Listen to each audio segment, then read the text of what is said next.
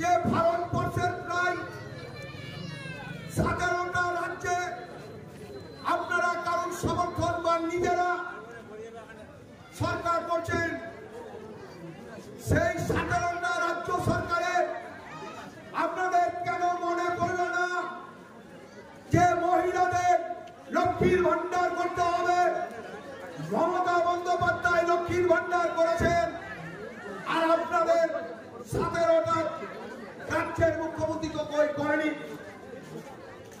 আবার আপনারা বলতে আসছেন 3000 টাকা করে করে দেবো, এই ধাপ্পা বলে কিছু হবে না। আপনারা দেখুন লোকসভা নির্বাচনের আগে 19 সালে আপনাদের এলাকার মানুষকে কি বলেছিলেন যে আমি যদি জিতি তাহলে রেল লাইনটা ওভারব্রিজ হবে। 5 বছর মনে পড়ল না, ভোটের সময় দুটো বাক্য পুরানোর কাজ চলছে আবার ভোটটা পাওয়ার জন্য। তাই ছাত্রবাদকে কিন্তু ভোট দেবেন না। আপনাদের সঙ্গে করোনার সময় ছিল না, আপনাদের আপন বিপদে কিন্তু এই ভদ্রলোক ছিল না। আমাদের তৃণমূল কংগ্রেসের কর্মীরা রাত্রি 12টা হোক 1টা হোক মানুষ অসুবিধায় পড়লে তৃণমূলের ছেলেরা দেখে, তৃণমূলের নেতৃত্বরা দেখে। তাই আপনাদের কাছে অনুরোধ করবো 25 তারিখ যখন ভোট দিতে যাবেন তখন আপনারা বিচার করবেন যে কারা মানুষের সঙ্গে সবসময় থাকে আর কারা ভোট পাখির অনুরোধ করবো।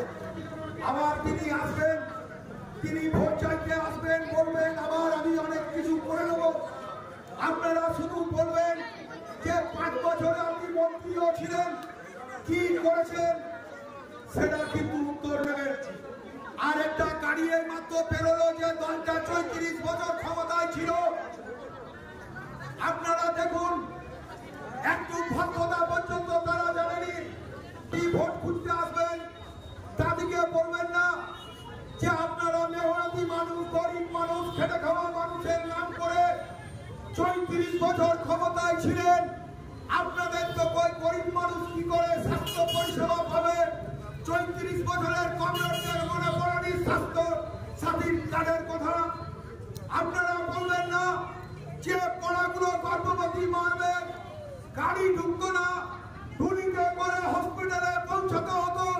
34 বছরের এই কর্তাদের কংগ্রেসদের মনে পড়েনি যে 102 পরিষেবা অ্যাম্বুলেন্সের দিতে হবে।